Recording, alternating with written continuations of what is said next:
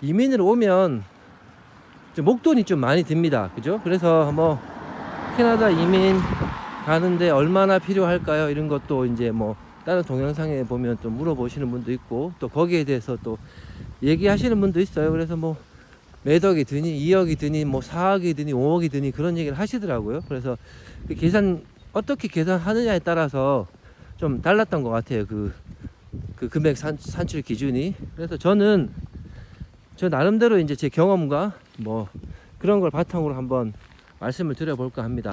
배우자 중 한 분은 칼리지를 진학을 하시고, 또 그 한 분은 그 배우자 칼리지 진학에 대한 워킹 퍼밋을 받아서 일을 하시면서 여기 영주권 딸 때까지 버티라고 그렇게 얘기를 하실 거예요, 분명히. 그래서 뭐 칼리지 졸업해서 취직해서 그걸로 PNP를 신청할 수도 있고, 또 아니면 배우자 중에 한 명이 일을 하는 업체에서 나중에 PNP를 받아서 영주권을 신청할 수 있는 두 가지 방법을 이렇게 얘기를 많이, 거의 대부분이 그렇게 얘기를 하실 겁니다.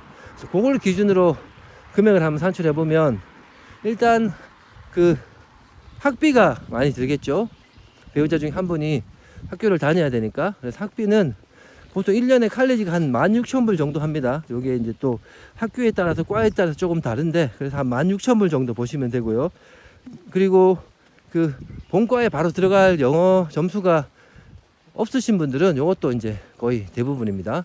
그런 분들은 1년 랭귀지 코스를 하고 나서 본과를 들어갑니다. 그래서 그럼 3년이잖아요. 3년 1년에 16,000불씩 3년이면 12,000불 48,000불, 거의 뭐 48,000불, 뭐 5만 불 잡읍시다. 뭐 책도 사야 되고 학교 다니면서 또 뭐 자주 그래야지 또 돈이 들어가니까 5만 불로 잡으면 5천만 원이죠. 학비만 이제 3년에 5천만 원이 듭니다, 목돈으로. 그래서 요거는 미리 준비를 해 두셔야 되겠죠. 여기 와서 생활도 하면서 그만한 돈을 벌기는 쉽지는 않으니까요. 학비는 일단 5천만 원이고, 그리고 나중에 뭐 이제 영주권을 신청하고 비자를 신청하는데 또 돈이 들어요. 또 이 부분도 뭐 영주권 혼자서 해도 됩니다, 이렇게 얘기를 하는데, 이건 제 기준입니다. 제가 봤을 때는 쉽지 않습니다. 이게 LMI도 신청을 해야 될 때가 있고, 뭐 그 워킹 퍼밋도 받아야 되고, 나중에 PNP 신청하고, 이런 부분이 솔직히 말씀드려서 혼자 하기는 쉽지 않아요. 혼자 하기 쉽지 않고 시간 노력 엄청나게 들어갑니다. 그리고 이 비자는 일단 그 정부에다 내는 수수료가 워낙 비싸요. 그래서 그 보통 비자비가, 그것도 이제 케이스마다 다른데, 보통 10,000불에서 15,000불 정도 보시면 돼요. 영주권까지 가는데. 그럼 1,000만 원에서 한 1,500만 원이죠. 가족들 다. 한 3, 4인 가족 기준으로 했을 때도. 그리고 오셔가지고 초기 정착 비용이 좀 들어가겠죠. 와서 일단 뭐 가족이 있으면 기본적으로 차는 한 대 있어야 되니까. 그러면 이제 차값, 여기도 뭐 한국하고 큰 차이는 안 나는데, 보통 뭐 새 차, 웬만한 뭐 4인 가족이 탈 그런 새 차를 살려면 뭐 3만 불에서 5만 불, 최소 3만 불에서 한 5만 불 정도는 들어갑니다. 근데 요거를 또 일시불로 뭐 살 수 있는 만한 상황이 되는 분이 잘 없겠죠. 그래서 보통 뭐 중고차를 사시거나 아니면 할부로 차를 사시는 분들이 있어요. 그래서 중고차 같은 경우도 이건 천차만별입니다. 그죠? 그래서 보통 웬만큼 쓸만한 차를 살려면 최소 10,000불 이상은 줘야 됩니다. 10,000불에서 한 20,000불 사이. 뭐 그거보다 뭐 싼 것도 있겠지만, 중고차 가격을 뭐 그 정도 책정을 하면 아까 65,000불에서 뭐 중고차를 15,000불로 칩시다. 그럼 그것만 해도 지금 일단 8만 불이 들어가죠. 8만 불이 들어갑니다. 8천만 원. 자, 그리고 이제 와서 렌트를 하고, 렌트비도 이게 디파짓으로 이제 1년을 디파짓을 해야 되는데, 그거는 나중에 찾아가는 돈이니까 그거는 이제 제외할게요. 렌트비는 일단 달달이 생활비에서 내는 걸로 일단 나중에 계산을 하고. 자, 그러면은 여기 처음에 집을 렌트를 하면 좋은 점, 일단은 그 뭐 가전제품들은 웬만한 건 다 있습니다. 그리고 옷장이라든지 그런 그 붙박이 장들은 다 있어서, 그 처음에 들어오셔가지고 뭐 그런 살림살이를 사는 데는 조금 이제 부담이 줄어요. 그래서 가전제품은 냉장고, 세탁기, 그리고 건조기, 그리고 오븐, 이런 것들은 다 있어요. 그리고 식기세척기 같은 거 다 있거든요, 집에. 렌트하는 집에. 그러면은 뭐 실제로 사야 될 게 TV나 뭐 컴퓨터, 개인이 사는 컴퓨터, 뭐 전자레인지, 뭐 요 정도 수준입니다. 뭐 빵 굽는 토스트기, 뭐 커피포트, 요렇게 자질구리한 그 전자 제품들만 사시면 되니까 하면 한 2-3천 불 정도?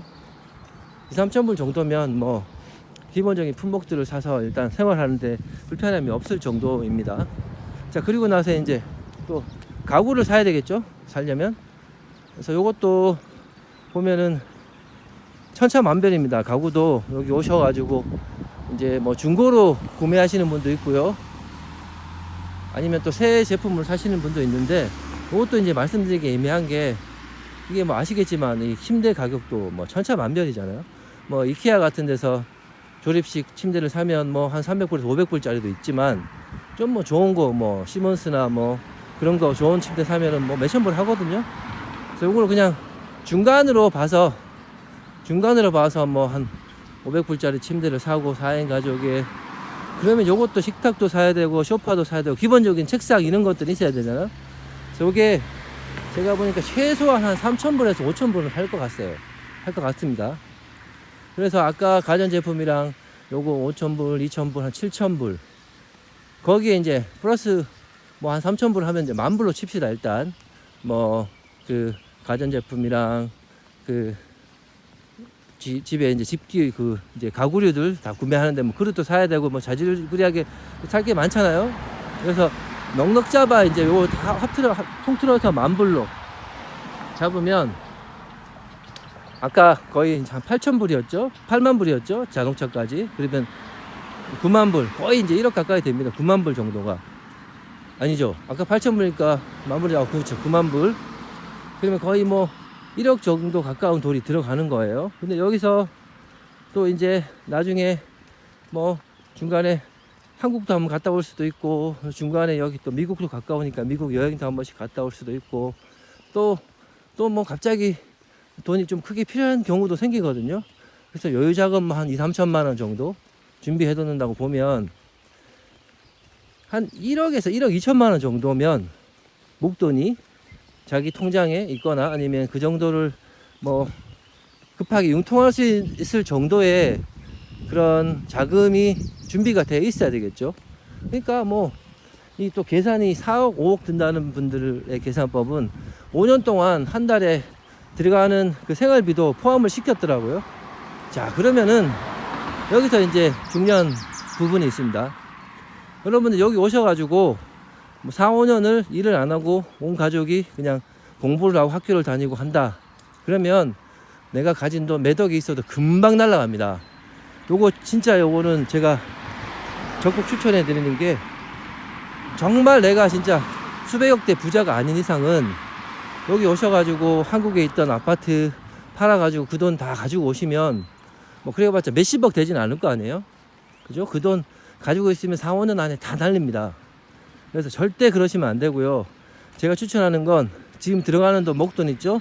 1억에서 한 1억 2천만 원 정도, 그 정도만 확보해 두시고, 나머지 여기 들어가는 생활비, 아까 이제 한 400~500만 원 정도 든다고 했는데, 그 생활비는 부부 중에 한 분이 일을 해서 충당을 해야 됩니다. 그래야지 5년 동안 영주권 딸 때까지 생활하면서 버틸 수가 있어요. 그렇지 않으면 나중에 가지고 왔던 돈 다 날리고, 진짜 나중에 영주권 딸 때쯤 되면 나한테 가진 돈이 하나도 없습니다. 그리고 뭐 영주권 딴다고 여기서 나라에서 다 먹여 살려주는 거 아니거든요. 어차피 또 자기도 일을 해서 또 먹고 살아야 돼요. 그러면 여기 오셔서 계획을 그렇게 잡으셔야 돼요. 내가 이러한 목돈이 필요하고 그 목돈만 확보해 둔 상태에서 들어와서는 내가 일을 해서 나머지 영주권 받을 때까지 생활을 자급자족을 하고, 그리고 또 영주권 받고 나서도 뭐 또 생활을 해야 되니까 그런 일의 경험들이 나중에는 또 도움이 되거든요. 그래서 그렇게 계획을 세우고 들어오셔야지, 뭐 내가 돈이 뭐 지금 당장 몇 억이 있다고 해서 다 가지고 오시면 정말 나중에 진짜 아무것도 손에 남는 게 없습니다. 그래서 다시 한번 강조드리지만, 지금 여기 물가가 조금 오르긴 했지만 그렇게 사람들이 못 살 정도는 아니고요. 그리고 영주권 준비하실 때 길게 보셔야 됩니다. 1-2년 안에 뭐 영주권이 나오는 것도 아니고, 그리고 영주권 나온다고 다 끝이 아니거든요. 여기서 살아야 되기 때문에 내가 사는 그런 준비를 한다고 생각을 하시고요.